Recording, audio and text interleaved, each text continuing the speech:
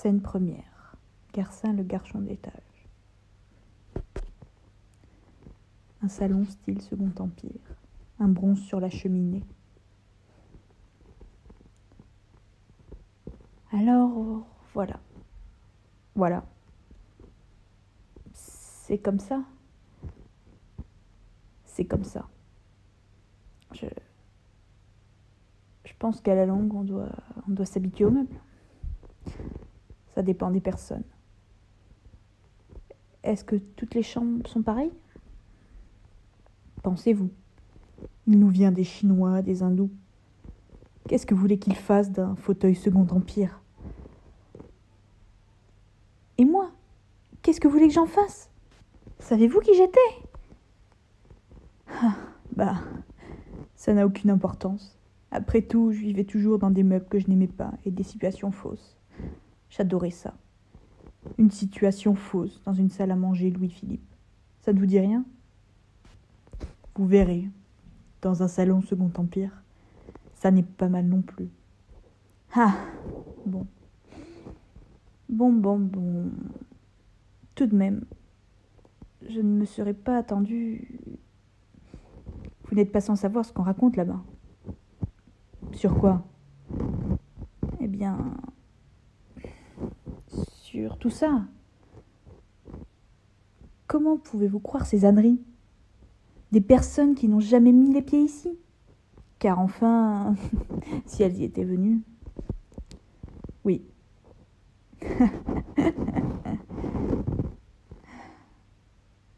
Où sont les pales ? Quoi ? Les pales, les grilles, les entonnoirs du cuir. Vous voulez rire ? Ah bon. Non, je ne voulais pas rire. Pas de glace, pas de fenêtre naturellement. Rien de fragile. Et pourquoi m'a-t-on ôté la brosse à dents ?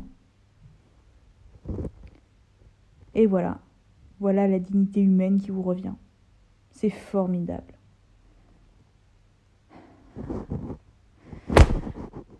Je vous prie de m'épargner vos familiarités. Je n'ignore rien de ma position, mais je ne supporterai pas que vous... Ah là, excusez-moi. Qu'est-ce que vous voulez ? Tous les clients posent la même question. Ils s'amènent. Où sont les pales ? À ce moment-là, je vous jure qu'ils ne songent pas à faire leur toilette. Et puis, dès qu'on les a rassurés, voilà la brosse à dents. Mais pour l'amour de Dieu, est-ce que vous ne pouvez pas réfléchir ? Car enfin, je vous le demande, pourquoi vous brosseriez-vous les dents ? Oui, en effet. Pourquoi ? Et pourquoi se regarderait-on dans les glaces, tandis que le bronze, à la bonne heure ? J'imagine qu'il y a de certains moments où je regarderai de tous mes yeux. De tous mes yeux, hein. Allons. Il n'y a rien à cacher. Je vous dis que je n'ignore rien de ma position. Voulez-vous que je vous raconte comment cela se passe ? Le type suffoque, il s'enfonce, il se noie. Seul son regard est hors de l'eau. Et qu'est-ce qu'il voit ? Un bronze de Barbédienne. Quel cauchemar ! Allons. On vous a sans doute défendu de me répondre. Je n'insiste pas. Mais rappelez-vous qu'on ne me prend jamais au dépourvu. Ne venez pas vous vanter de m'avoir surpris. Je regarde la situation en face. Donc, pas de brosse à dents. Pas de lit non plus. Car on ne dort jamais, bien entendu. Dame, je l'aurais parié. Pourquoi dormirait-on ? Le sommeil vous prend derrière les oreilles. Vous sentez vos yeux qui se ferment. Mais pourquoi dormir ? Vous vous allongez sur le canapé. Le sommeil s'envole. Il faut se frotter les yeux, se relever, et tout recommence. Que vous êtes romanesque. Garcin seul. Il va au bronze et le flatte de la main. Il s'assied. Il se relève. Il va à la sonnette et appuie sur le bouton. La sonnette ne sonne pas. Il essaye 2 ou 3 fois, mais en vain. Il va alors à la porte et tente de l'ouvrir. Elle résiste. Il appelle. Garcin, Inès, le garçon. Vous m'avez appelé ? Non. Vous êtes chez vous, madame. Si vous avez des questions à me poser. D'ordinaire, les clients aiment à se renseigner. Je n'insiste pas. D'ailleurs, pour la brosse à dents, la sonnette et le bronze de Barbedienne, monsieur est au courant et il vous répondra aussi bien que moi.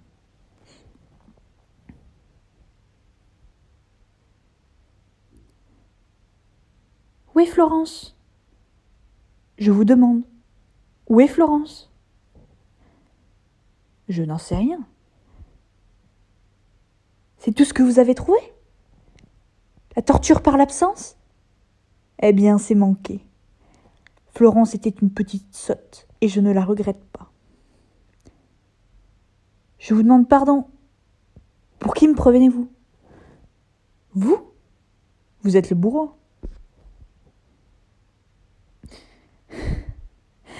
C'est une méprise tout à fait amusante.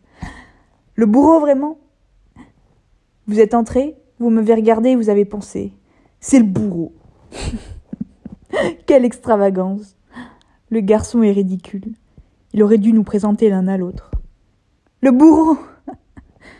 Je suis Joseph Garcin, publiciste et homme de lettres. La vérité, c'est que nous sommes logés à la même enseigne. Madame Inès Serrano. Mademoiselle. Très bien, parfait. Eh bien, la glace est rompue. Ainsi, vous pouvez me trouver la mine d'un bourreau. Et à quoi les reconnaît-on, les bourreaux, s'il vous plaît ? Ils ont l'air d'avoir peur. Peur ? C'est trop drôle. Et de qui ? De leur victime ? Allez, je sais ce que je dis. Je me suis regardée dans la glace. Dans la glace ? C'est assommant. Ils ont ôté tout ce qui pouvait ressembler à une glace. En tout cas, je puis vous affirmer que je n'ai pas peur.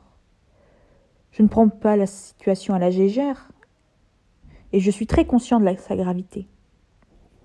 Mais je n'ai pas peur. Ça vous regarde.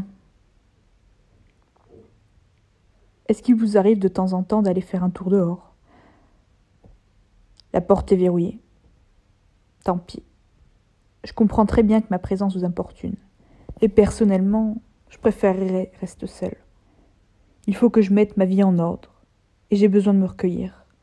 Mais je suis sûre que nous pourrons nous accommoder l'un de l'autre. Je ne parle pas, je ne remue guère et je fais peu de bruit. Seulement, si je peux me permettre un conseil, il faudra conserver entre nous une extrême politesse. Ce sera notre meilleure défense. Je ne suis pas poli. Je le serai donc pour deux.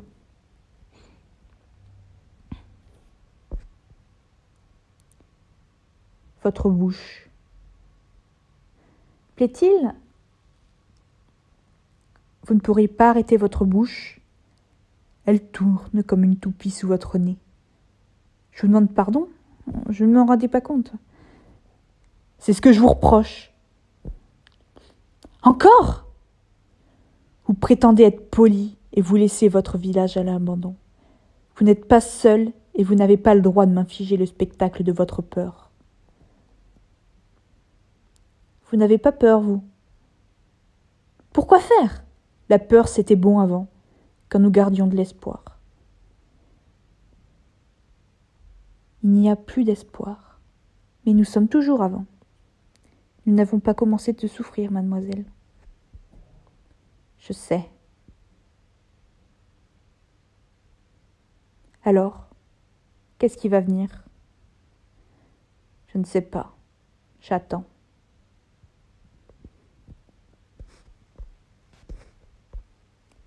Inès, Garcin, Estelle, le garçon.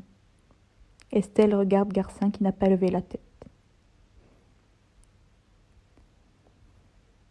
Non, non, ne relève pas la tête. Je sais ce que tu caches avec tes mains. Je sais que tu n'as plus de visage. Ah ! Je ne vous connais pas. Je ne suis pas le bourreau, madame. Je ne vous prenez pas pour le bourreau. J'ai cru que quelqu'un voulait me faire une farce. Qu'y attendez-vous encore ? Il ne viendra plus personne. Ah. Alors nous allons rester tout seuls, monsieur, madame et moi. Il n'y a pas de quoi rire. Mais ces canapés sont si laids. Et voyez comment on les a disposés. Il me semble que c'est le 1er de l'an et que je suis en visite chez ma tante Marie. Chacun a le sien, je suppose. Celui-ci est à moi. Mais je ne pourrai jamais m'asseoir dessus. C'est une catastrophe. Je suis en bleu clair et les verts épinards. Voulez-vous le mien? Les canapés Bordeaux? Vous êtes trop gentille. Mais ça ne vaut guère mieux. Non, qu'est-ce que vous voulez? Chacun a son lot. J'ai le vert, je le garde. Le seul qui conviendrait à la rigueur, c'est celui de monsieur.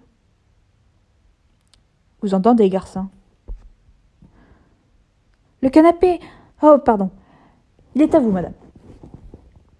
Merci. Faisons connaissance, puisque nous devons habiter ensemble.